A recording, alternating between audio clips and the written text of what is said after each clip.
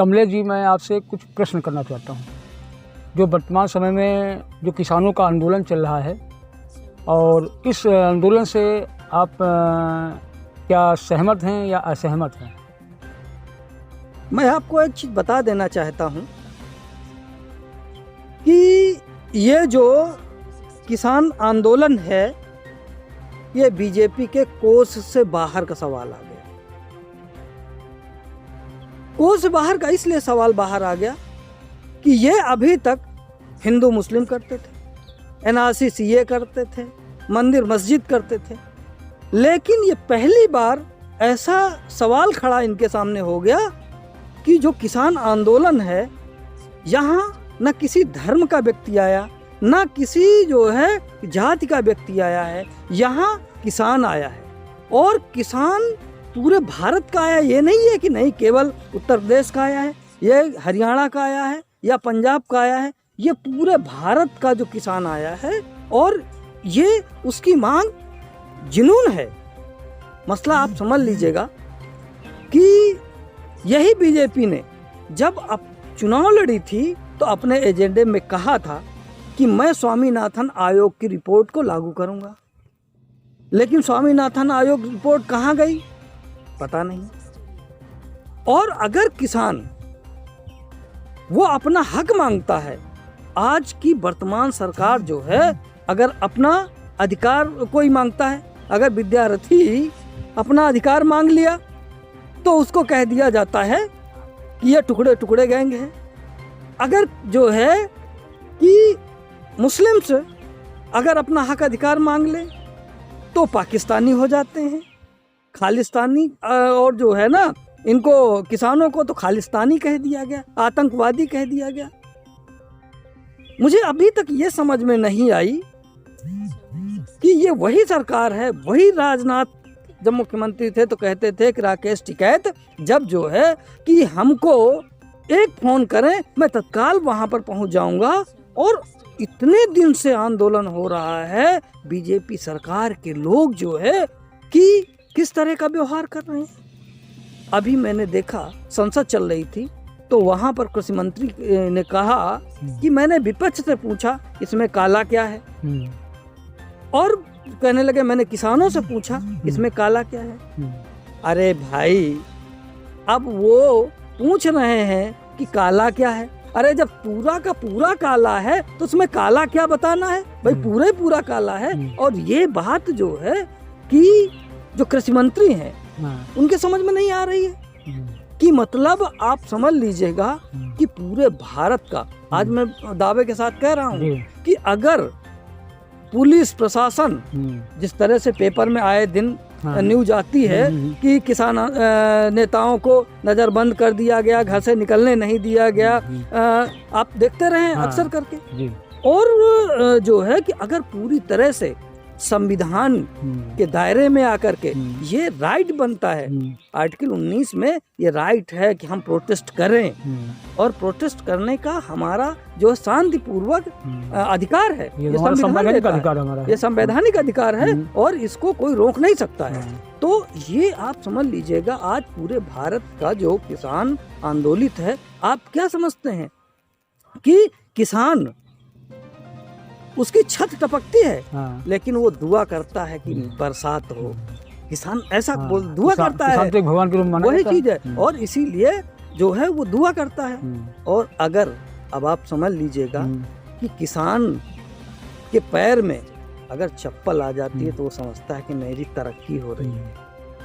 तो स्वाभाविक बात है जब इतनी परिस्थितियां हैं, सरकार कह रही है कि स्वामीनाथन आयोग, तो इसका मतलब है कि जो ये वर्तमान आंदोलन चल रहा है ये बिल्कुल सही चल रहा है, इसमें कोई शक नहीं है, और जिसको जो समझना है वो समझे। अगला सवाल आपसे एक और करना चाह रहा हूँ कि जो भारत सरकार ने किसानों पर जो कानून बनाया है, उस कानून के संबंध में क्या ये कानून किसानों के हित में है या अहित में है? हम ले देखिए किसानों पे ही क्यों अटक जाते हैं। ये हमारी गलतफहमी है कि केवल किसानों के लिए ही ये नुकसानदायक है।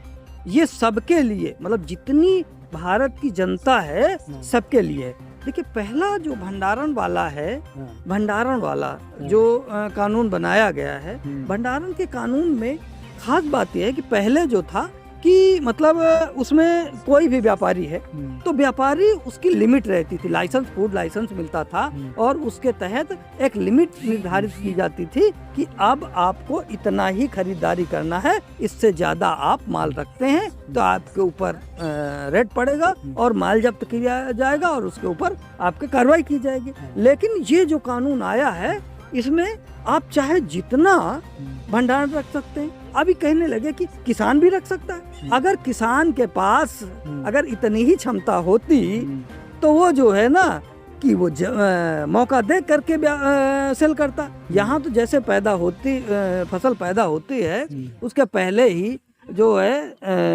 किसी व्यापारी से पैसा ले लेता खाद के लिए, बीज के लिए, ये सारी चीजें होती रहती है। दूसरी चीज आई है कि कॉन्ट्रैक्ट फार्मिंग की। कॉन्ट्रैक्ट की फार्मिंग की बात मामला ये है कि कंपनियों को कि देना चाह रहे हैं। हाँ, कॉन्ट्रैक्ट। अब देखिए, एक चीज है सबसे महत्वपूर्ण, ये चीज है कि कॉन्ट्रैक्ट फार्मिंग में अनुबंध कौन करेगा? अब किसान करेगा कि एफसीआई का अधिकारी करेगा कि वहाँ का प्रधान का मुखिया करेगा? इसमें सबसे टेक्निकल चीज ये है कि जो कॉन्ट्रैक्ट करेगा वो एफसीआई का अधिकारी करेगा। मसला ये है कि एफसीआई के अधिकारी करेगा। दूसरी चीज ये है कि कॉन्ट्रैक्ट हो गया, होने के बाद अभी जो है मध्य प्रदेश में आया है कि कॉन्ट्रैक्ट फार्मिंग हुई और पैदावार हुई, फसल लिया और फसल लेकर के चले गया, उसका पेमेंट भी नहीं हुआ, बहुत कई करोड़ का मामला है। और अभी उन्नाव में ही लगभग जो है 3 करोड़ का मामला उन्नाव का आया है। और मैं आपको बता देना चाहता हूँ कि ये जो कॉन्ट्रैक्ट फार्मिंग है, अब आप समझ लीजिएगा कि छोटे किसानों का हाल क्या होने वाला है। छोटे किसानों का हाल ये होने वाला है कि जिसका खेत 1 बीघे है, 10 बिस्वा है और वो जो है कि एक पूरा फार्म हाउस बना दी, कॉन्ट्रैक्ट हो जाएगा, पूरा फार्म हाउस कर दिया जाएगा और फार्म हाउस करने के बाद उस पर बड़ी बड़ी मशीनें लेकर के कंपनियां आएंगी और अपना प्रोडक्ट वहाँ पैदा करेंगे। और पैदा करने के बाद फिर समझ लीजिएगा कि वो 5 साल का कॉन्ट्रैक्ट होगा या 10 साल का कॉन्ट्रैक्ट होगा। उसके बाद जब चले जाएंगे तो जो 10 बिस्वा और 1 बीघे का काश्तकार है वो जो है कि अपनी केवल जमीनें ढूंढता रह जाएगा और कहाँ मेरी जमीन गई उसको पता ही नहीं चलेगा। दूसरा मामला ये है कि अगर कॉन्ट्रैक्ट होता है, कॉन्ट्रैक्ट फार्मिंग में वो बीज देंगे आपको और जो है कि खाद देंगे आपको, सारा सब कुछ मुहैया कराएंगे। और मुहैया कराने के बाद फिर मसला ये होगा कि जैसे फसल तैयार हुई, अगर किसी भी तरह की आपदा आई तो वो कहेगा जाइए मैं आपकी फसल को नहीं लेता हूँ, ये नष्ट हो गई फसल। या कि उसमें होगा ये कि पैदावार ज्यादा हो गई। तो जब पैदावार ज्यादा हो गई तो वो यही कहेगा कि वो एक साइज का अपना एक छल्ला टाइप का कुछ भी जैसा है वो करेगा और वो अपना लेगा। लेने के बाद वो उसकी साइज का, वेट और साइज का आकलन करेगा और आकलन करने के बाद वो कहेगा कि ये हमारा है, बाकी जो छोटा और बड़ा वो सब तुम्हारा। अब समझ लीजिएगा कि मार्केट में ले जा करके वो व्यक्ति पूरी तरह से तो बर्बाद हो गया, क्योंकि आपने अपने साइज का तो ले लिया और जो है बाकी जो हुआ वो सबका बर्बाद कर दिया।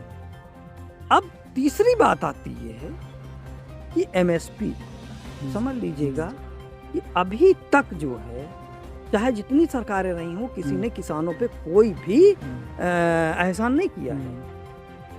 चूँकि एमएसपी समझ लीजिएगा, एमएसपी पे मात्र 6% पूरे पैदावार का मात्र 6% खरीदारी होती थी, बाकी तो सब बाहर ही बिकता था। हाँ, सही कह रहे हैं। तो जब सब बाहर ही बिकता था, किसान जहाँ चाहता था तो फिर जो है वो बेच देता था, तो इतनी आपत्ति नहीं होती थी।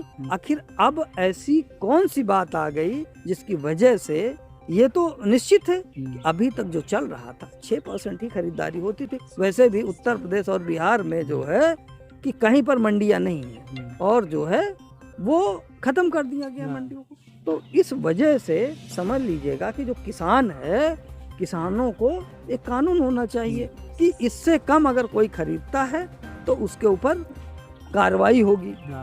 और कार्रवाई अभी तक एक लिमिट थी। एक लिमिट थी, कार्रवाई भी नहीं हो रही है। तो मैं ये बता देना चाहता हूँ, बहुत सी ऐसी चीज़ें हैं कि अगर अनुबंध टूटता है या नहीं व्यापारी खरीदता है तो व्यक्ति जाएगा तो कहाँ जाएगा, ये सारी चीज़ें होती हैं।